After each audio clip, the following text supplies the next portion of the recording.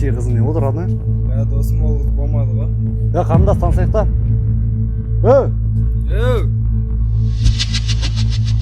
Ақша қайда? Жоқ ақша.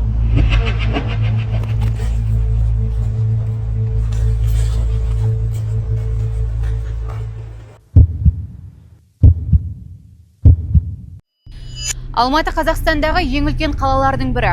2026 жылы 1 ақпанда халық саны 2.351.000 адамды көрсетті.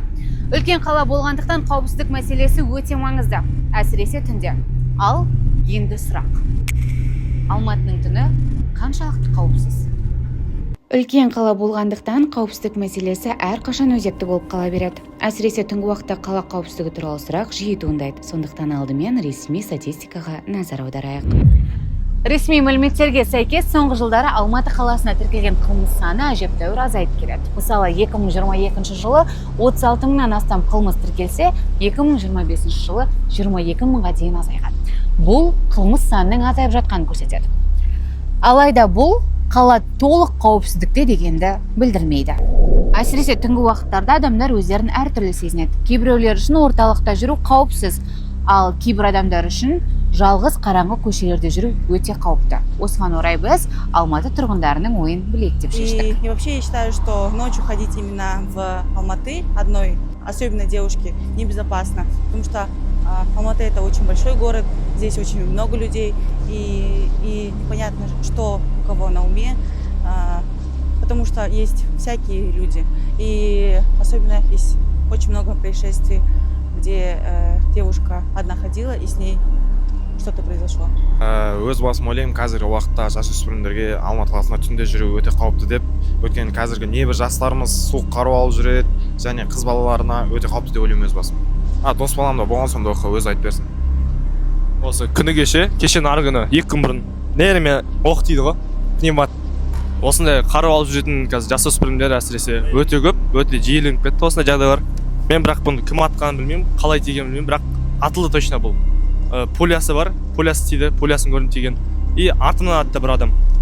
Бір бала қара киініп алған. Мен өзім түсінбей қалдым қалай тиген. Адам өлімі жиіленіп кетті, зорлық, зомбылық осы Алматы қаласында. Сондықтан қауіпті деп ойлаймын, жасөспірімдерге, қыздарға өте қауіпті деп ойлаймын, Алматы қаласында түнгі уақытта жүрген. Өзім Талдықорғандікімін. Өзім осы екі қаланың ортасында жүргенде негізі қыз баласына қорқынышты. Шынымен де андай бір қауіпсіз деп айта алмаймын. Себебі өзім осы Алматыда курста оқыған кезде Горький парктан 2 сағаттық жерге дейін өзге ұлттың адамы деп айтайыншы, сол 2 сағат бойы артынан аңдып келген. Сондағы соның мақсаты мен танысу болды. Бірақ мен тұрмыстамын деп солай бетін қайтарғанмын, бірақ ол кісінің маған андай бір шынымен қорқынышты болды. Себебі ол кісіні мен соңына дейін білген жоқпын. Себебі мен 1-2 рет түрін байқадым, артынан келе жатқанын. Бірақ андай бір мүмкін енді кездейсоқ адам шығар деп қабылдадым, бірақ 2 сағат артынан аңдуы ол уже слишком подозрительно болды. Әрине қорқынышты, себебі қасында біреу болмаса, сенің ойында не бар екенін, ниеті қандай екенін білмейсің ғой. Қазір неше түрлі жағдайлар болып жатыр. Содан кейін қауіпті деп ойлаймын қазір көшеде жүрген. Мен де өзім қарындастарым бар, бұндай уақытта жүрген қаламаймын мен түнде. Қазір неше түрлі адамдар болып жатыр, жағдайлар болып жатыр. Содан кейін қауіпті деп ойлаймын қазір. Біздің жүргізген кішігірім сауалнамамыздың нәтижесінде өздеріңіз байқағандай, түнгі уақытта қалада жалғыз жүру көпшілік үшін өте қауіпті екен. Себебі кейбір жерлерде жарық жоқ, бұзақылықтар жиі орын алады, ал түнгі уақытта қауіпсіздік мәселесі өте маңызды. Сондықтан да қай уақытта жүрсеңіздер де сақ болыңыздар. Сіздермен бірге болған Аралайық, қаланы бірге шарлайық.